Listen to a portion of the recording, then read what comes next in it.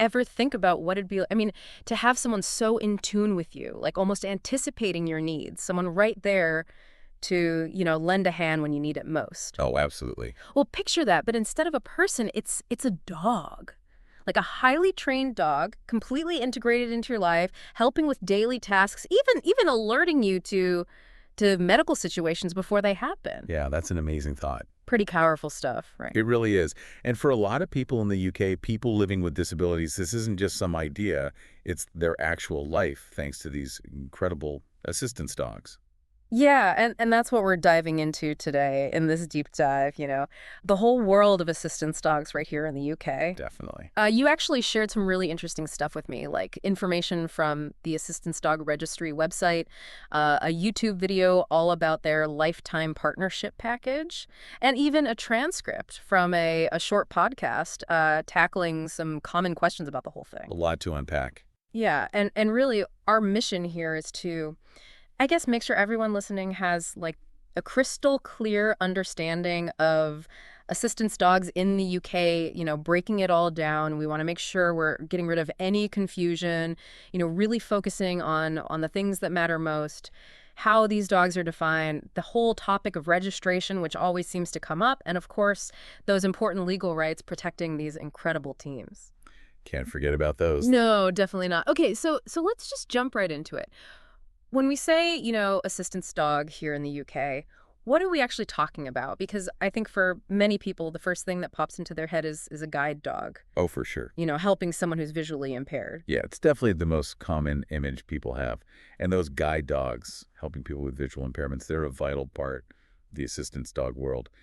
But the definition, legally speaking, under the Equality Act of 2010, Yeah. it's way broader than just guide dogs. It says an assistance dog is, well, any dog trained to help someone with a disability. Yeah.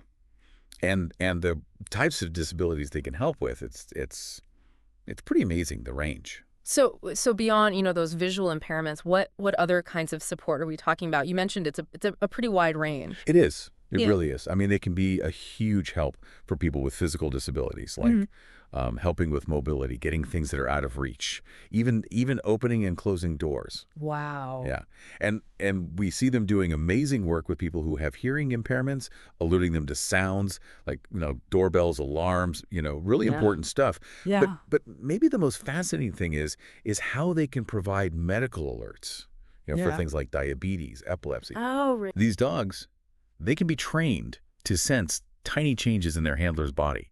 And they can give an alert like before something even happens. It's incredible. And this extends to mental health too. You have dogs specially trained to help people with PTSD, severe anxiety, and they do it by performing specific tasks that can really help manage their symptoms. That's fascinating. Now, one question I know a lot of people have, and it came up in those sources you shared, is about the training itself. Mhm. So does the law here in the UK, does it say who can train these dogs? Like, do you have to go to a specific school or something? That's a really good question, and it's where a lot of the confusion comes in. Yeah. See, the Equality Act of 2010, it's really clear on this. There is no law, no rule that says an assistance dog has to be trained by a charity, a specific organization, or any kind of registered trainer. Oh, okay. As long as the dog's individually trained to help someone with a disability, it gets the same legal recognition. Yeah. It doesn't matter if that training was done by a big charity or by the owner themselves. So just to make it super clear for everyone listening, an owner-trained dog, Yeah. legally speaking, is just as legitimate as a dog trained by, one of the big organizations. Exactly. That's really important for people to know. It is. Okay, so let's move on to something that I know causes a lot of questions and debate. Registration. So legally, here in the UK, do you have to register your assistance dog somewhere? Okay, straight answer, based on all the info we've got, no. You don't have to. There's no legal requirement to register an assistance dog in the UK right now. The law, the Equality Act, it protects you and your dog based on what the dog can actually do. The tasks it's trained to perform that help with your disability. It's not about whether it's on some official list or registry. Gotcha. So it's not a legal must-do. But then why does something like the assistance dog registry even exist? What's the point of registering your dog if it's not mandatory? Well, that's where things get, well, kind of practical. See, it's not legally required, but choosing to register your dog, like with the assistance dog registry, it can actually give you a bunch of benefits, things that can make your life and your dog's life a little bit easier. Okay, so, like, what kind of benefits are we talking about here? Spill the beans. All right, so the assistance dog registry, they list a few key advantages. One of the big ones is what they call enhanced recognition and protection under the Equality Act. So the act itself, that's the law, but having that registration, officially documented, especially with their ID cards and tags, it can be really helpful in those everyday situations where you need to show quickly and clearly that your dog is a real, legitimate assistance animal. It's like, well, easy to access proof, even if the law doesn't technically require it. So it's like an extra layer of reassurance, Hmm. and proof, even if the basic right is already there. Exactly. It's like, peace of mind. They give you these personalized ID cards for you, the handler, and for your dog. And these aren't just any cards. Many of them, they use NFC technology. You know what NFC is, right? Refresh my memory. NFC, it stands for Near Field Communication. Basically, you can tap the card on a smartphone and boom, instant verification. Shows your dog's registered status. Plus, they give you tags for your dog, often with those QR codes on them. Oh yeah, QR codes. What can you actually see when you scan one of those? So you scan it with your phone, and it gives you all this key info about your dog. Mhm. Confirmation registration, your contact info as the handler, emergency contacts, even things like medical needs, special training they've had. It's super valuable if, let's say your dog gets separated from you. Yeah, that's a good point. It's like a safety net almost. What other benefits come with registering usually? Right. So they also talk about offering support. If you run into problems with public access, like if a business gives you a hard time, they don't have like legal power themselves, but having their official ID, it definitely helps when you're explaining your rights Yeah, and your dog's status. makes sense. And they emphasize helping you if your dog gets lost. They use their registry to help reunite you. Oh, that's great. Now, I noticed on their website they have like different membership levels or packages or something. What's that all about? Yeah, you've got different subscription plans, annual ones, monthly ones, the basics. Usually the basic plan covers the online registration and like a simple online profile for your dog. But then you've got these premium memberships. They come with extra stuff like multiple smart ID cards, Yeah. tags, free replacements if you lose a card, and a much more detailed online profile. You can put, all sorts of medical info, training details, the whole shebang.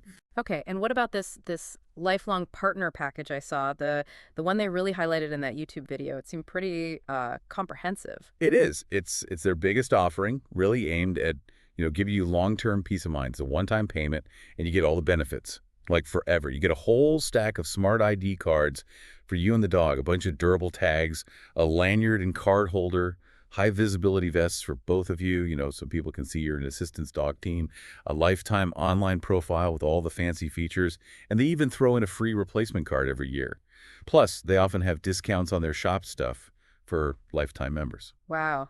That sounds like you get a lot for that one-time payment. Oh, and I also saw on their website that they give you a free assistance dog certificate template just for signing up for their email list. Yeah, that's right. It's a downloadable template through Canva, which is a really easy-to-use design website. Basically, you can make your own certificate for your dog. Mhm. And again, not legally required, but it can be a good visual aid in some situations. Yeah. Yeah, just something extra to have on hand. Exactly. Okay, so to sum it up, for everyone listening, registering your assistance dog isn't a legal must-do here in the UK, but it definitely comes with some real practical advantages like better identification, safety features, and it could even make those public access situations a whole lot smoother. Couldn't agree more. All right, now let's go back to those basic legal rights under the Equality Act. You mentioned that assistance dogs, no matter who trained them, are legally protected. Can you unpack that a bit more? Like, what does that protection really mean? Absolutely. So the heart of it all, the legal protection that comes down to this. If you, the handler, have a disability, as defined by the Equality Act, and your dog is trained to do specific tasks that directly help with that disability, then that dog is legally recognized as an assistance dog. Here's the key part. The Equality Act, it sees these dogs as auxiliary aids. Auxiliary aids. Yeah, think of like a wheelchair or a Yeah. hearing aid. It's a vital piece of equipment that helps you navigate the world. Right. So what does that auxiliary aid status actually mean in real life? Okay, so in practical terms, it means that any business, any service provider, they have to let you in let you access their services when you're with your assistance dog. If they refuse entry to a legitimate assistance dog handler and their trained dog, well, that's almost always considered illegal discrimination under the Equality Act, unless, of course, there are some really specific, justifiable, and exceptional circumstances. Okay, so you touched on this before, but let's really clear the air for everyone listening. There are these myths, these misconceptions floating around about assistance dogs. Oh, yeah, all the time. So let's just tackle those head on, bust those myths wide open. Let's do it. Okay, so myth number one, and I hear this one a lot. Only dogs trained and certified by, those big, well-known charities are considered real assistance dogs, legally speaking. Oh, that's a big one. And it's totally false. We already talked about this, but it bears repeating. It doesn't matter who did the training. What matters is the dog's training. The tasks they're trained to do that directly relate to your disability. That's what makes them legally recognized. Okay, good. Good to clarify that. Another one that pops up all the time is this idea that you need some sort of official certification for your dog. Yeah, this myth, it's super common. People think there's like this government-issued certificate or license that assistance dogs have to have. But again, totally not true. Right now, in the UK, there's no law requiring assistance dogs to have any kind of official certification or registration for them to be protected under the Equality Act. Okay, and the third myth, you mentioned this earlier, is that businesses can legally turn away assistance dogs that were owner trained. Ugh, yeah, that one's frustrating. But the Equality Act, it doesn't care who trained the dog. It makes no difference at all. Businesses can't say no just because your dog wasn't trained by a charity. They can't. Okay, so let's say you're out with your owner trained assistance dog and you encounter a business, and they seem hesitant or unsure about letting you in. What should you do? All right, so the best thing to do first is to stay calm and explain the legal situation politely. Explain the law. Having some form of ID, even though it's not legally required, can be really helpful. Like an ID badge for you or a vest for your dog that clearly says assistance dog, just to make it clear. And you can always mention that assistance dogs are protected under the Equality Act of 2010 and that, refusing entry could be illegal discrimination. Sometimes that's all it takes. Well, and there are resources like the assistance dog law cards. You can usually get them from assistance dog organizations or registries. They can be helpful to show to staff if they're not familiar with the law. Right, so little cards that explain the basics. Exactly. Gotcha. Now, what about, other areas of life? What about finding housing? Do assistance dog owners have the same legal protection when they're trying to rent a place? Yes, absolutely. The Equality Act, it covers housing too. So landlords, they have to make reasonable adjustments to their rules to allow assistance dogs to live with their handlers, even if they have a no pets policy in their rental agreements. Oh, wow. It's the law. They can't refuse to rent to someone just because they have an assistance dog. That's discrimination, plain and simple. That's really good to know for anyone who relies on an assistance dog and is, looking for a place to live. And I think the registry, they have some resources for this. Right? You do. The Assistance Dog Registry and other organizations like them, they often have template letters you can use, to formally ask your landlord for those accommodations and to explain your rights under the Equality Act. It's a good starting point for those conversations. Okay, that's helpful. So we've covered the legal stuff pretty thoroughly. Now let's shift gears a bit and talk about the practical side of things, specifically the differences between, owner training an assistance dog versus getting one from a charity. What are the key differences, the pros and cons of each path? Right. So there are definitely some big differences, in the whole process, the time it takes, the overall experience. With charity-trained dogs, they usually go through this really structured training program. Often it takes 18 months, maybe even longer, led by professional trainers. And a big plus is these dogs, they're often given to people for free or, at a much lower cost. Mm-hmm. Plus, dogs from well-known charities, people recognize them more easily, and that can make things easier, fewer access issues. And the handlers usually get ongoing support, more training from the charity throughout the dog's working life. So it's like a built-in support system. Exactly. What about downsides? Are there any drawbacks to going the charity route? Well, one of the biggest challenges is the waiting lists. Oh, yeah. They can be really long. There's so much demand that the wait can be 2 to 4 years in some cases. Wow. Yeah. And then there's usually a lot of criteria you have to meet, about your medical condition, your lifestyle, how you can care for a dog. Plus, the training charities provide, it tends to focus on more common disabilities. So if you have very specific or less common needs, Yeah. there might not be as many options. And a big thing is you usually don't get to choose the dog you're partnered with. The charity, they decide based on, what they think is the best match. Right. So you don't get to pick your furry partner. Exactly. Okay. So on the flip side, what are the main advantages of going the owner training route? Well, owner training, it's all about customization. You get to tailor the training to your specific needs, the things you struggle with in your daily life. Plus, there's no waiting list. You can start as soon as you've got a good dog. And you get to pick the breed, the temperament that you think will work best for you, for your disability, for your personality. And in the long run, it can actually be cheaper, although you'll probably have some upfront costs for, professional training help and resources. Okay, that makes sense. But what about the tough parts of owner training, the challenges? Well, it's a huge commitment. Time-wise, you're looking at 1 to 2 years of consistent, dedicated training. You, as the owner, you have to learn all about positive reinforcement training, behavior shaping, and the rules for public access. And even though the law protects you, owner-trained dogs, sometimes people are more skeptical of them, because they don't come from a famous charity.